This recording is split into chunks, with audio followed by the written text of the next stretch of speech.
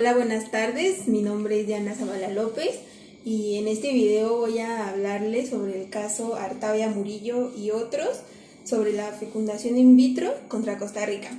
Voy a comenzar hablándoles un poco sobre cómo inició este caso, que fue el 29 de julio del 2011, cuando la Comisión Interamericana de Derechos Humanos sometió a jurisdicción a la Corte Interamericana. Todo esto contra el Estado de Costa Rica, tomando en cuenta que la petición inicial sucedió en la Comisión Interamericana el 19 de enero del 2011 por el señor Gerardo Trejos, el cual el 11 de marzo del 2004 la Comisión Interamericana nuevamente aprobó este informe. Entonces, después de conceder 3 prórrogas a este caso que se llevaba ya, como les digo, desde el 2001, indicó que este caso se relaciona con alegaciones de violación a los derechos humanos que habían ocurrido a consecuencia de una prohibición general de practicar un tipo de fecundación in vitro que había estado vigente en Costa Rica un tiempo, que en este caso un año antes de que se presentara dicha petición, pero esta petición se consideró inconstitucional, pues era un tipo de fecundación in vitro que no estaba regulada de alguna manera. Entonces el Estado impidió el acceso a esta pareja a un tratamiento que les hubiera permitido formar una familia. Para saber más o menos de qué se trata esto, necesitamos saber pues de qué se trata la fecundación in vitro, cómo se lleva a cabo. Para comenzar voy a hablarles un poco sobre lo que es la reproducción asistida, que son las técnicas que se usan en un cierto tipo de tratamientos médicos que para ayudar a las personas o parejas infértiles en este caso a lograr un embarazo, las cuales incluyen la manipulación tanto del óvulo como del espermatozoide. Hablamos de que la fecundación in vitro no es el único procedimiento de reproducción asistida, hay muchos otros que son similares, pero pues evidentemente la fecundación in vitro es diferente. La fecundación in vitro, entonces, es un procedimiento en el cual los óvulos de la mujer son extraídos de los ovarios de la misma para fertilizarlos con un esperma en un procedimiento de laboratorio. Una vez concluido este procedimiento, el óvulo fertilizado se devuelve al útero de la mujer. Esta técnica se aplica cuando hay infertilidad de parte del hombre, de parte de la mujer o de ambos, o cuando en la mujer existe la ausencia o el bloqueo de las trompas de falopio en la mujer. Así, hay muchas personas que no saben que son infértiles, y por eso también existen estudios de laboratorio que lo corroboran.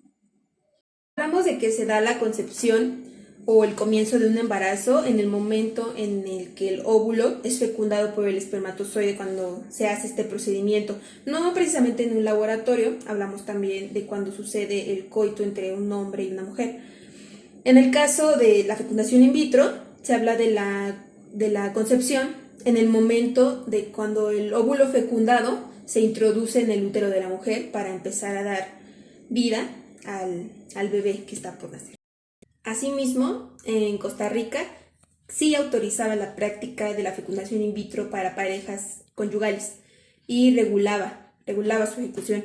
En el artículo 1 de su decreto regulaba la realización de técnicas de reproducción asistida entre cónyuges y establecía reglas para su realización.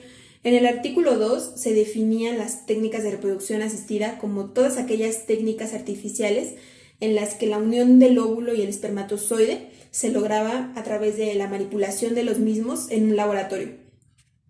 Asimismo, las normas que se regulaban, específicamente hablando de la fecundación in vitro, tenía su lado inconstitucional, y entonces se regularon unos artículos que van a este término.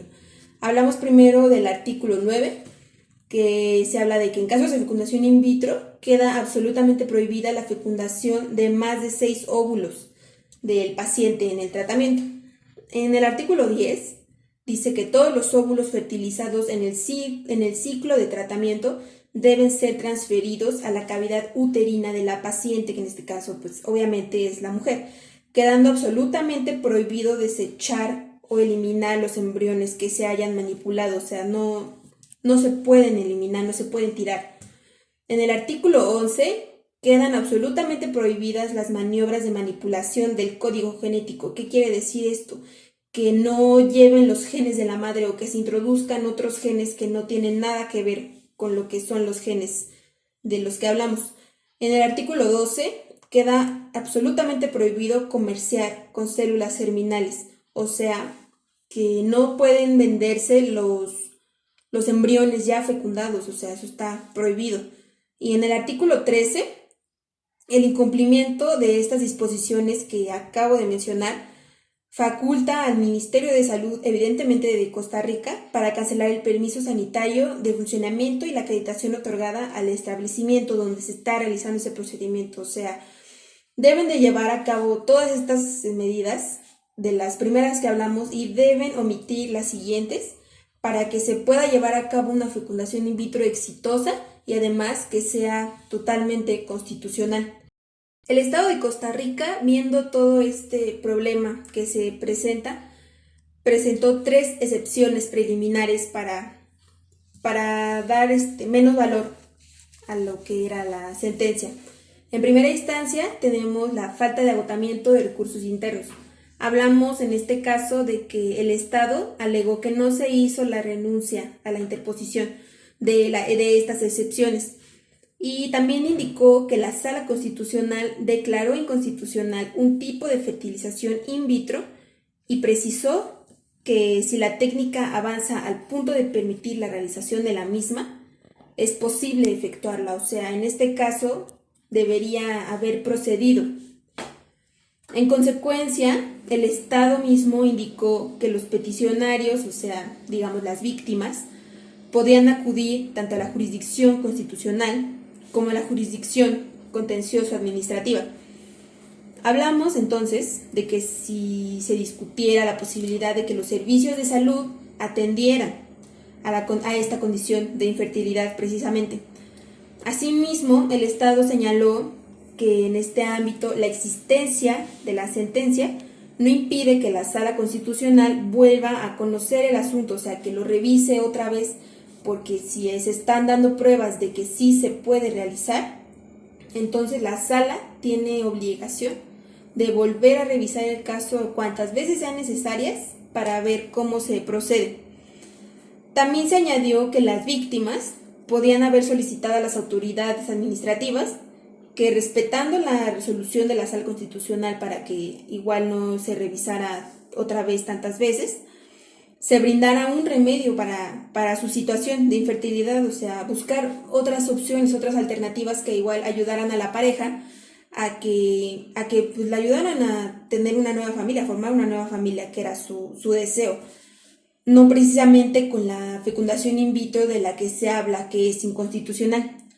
Sin embargo, se habla de que la pareja no presentó el recurso de amparo a esto es a lo que le llamamos que no se usó completamente, no se agotaron precisamente todos sus recursos. La siguiente excepción que se presentó en este caso fue la extemporaneidad de la petición presentada por Karen Espinosa y Héctor Jiménez.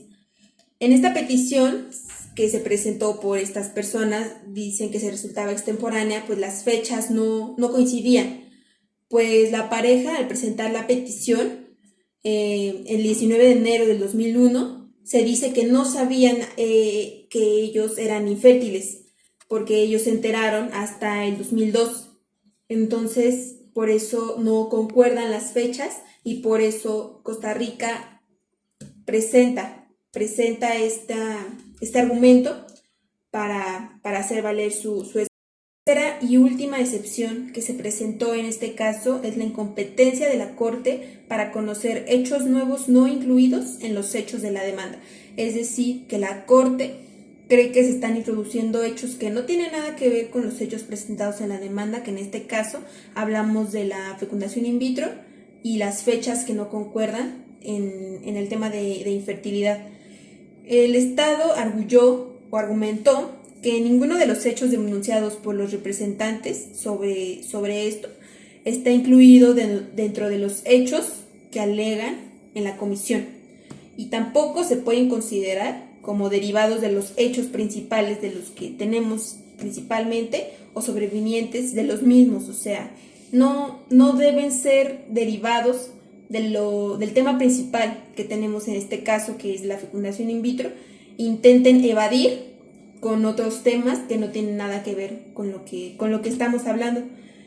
El representante May alegó que no se trata precisamente de hechos nuevos, que son situaciones que se inscriben todas en el escenario factual de la prohibición de la fecundación in vitro, evidentemente. Es decir, que todas las conductas y situaciones que pasan en el ámbito de la vida de las víctimas no puede ser motivo de prohibición para realizar la fecundación in vitro que quieren que se lleve a cabo. Para hablar un poco más acerca del derecho a la vida, tenemos 4 posturas diferentes de 4 sistemas diferentes. En primera instancia tenemos el Sistema Interamericano de Derechos Humanos, que protege la vida, inclusive a los que están por nacer. O sea, en general protege a todos los seres humanos o los que se consideren personas. En este caso no hablamos de las personas morales.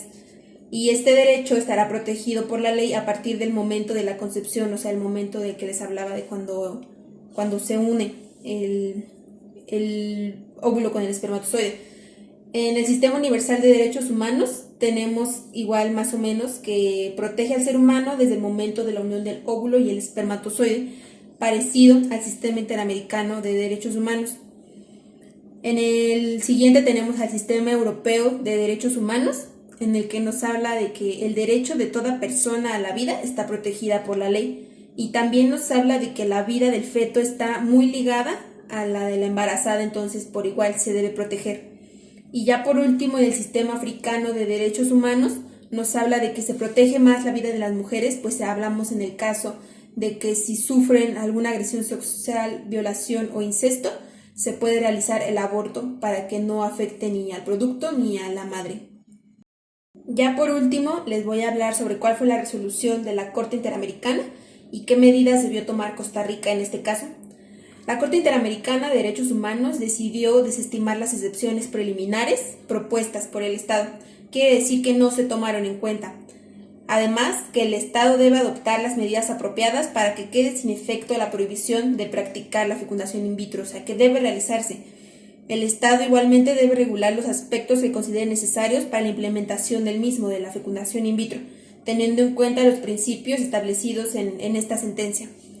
El Estado igual debe incluir la disponibilidad de la fecundación in vitro dentro de sus programas y tratamientos de infertilidad, puesto que deben promocionarse, pues esto es un derecho para las personas que desean formar una familia. El Estado igual debe ir a informar cada 6 meses sobre las medidas adoptadas para poner gradualmente estos servicios a disposición de las personas que lo requieran. Y por último, el Estado debe brindar a las víctimas atención psicológica y gratuita y de forma inmediata para que se recuperen de las secuelas de los que no les permitieron realizar su fecundación in vitro. O sea, hablamos, en conclusión, de que todas las personas tienen derecho a formar una familia de la forma que lo deseen, y más si no son fértiles, tienen derecho a estas opciones. Y pues bueno, por mi parte ha sido todo. Gracias por su atención, espero que haya sido de utilidad esta información.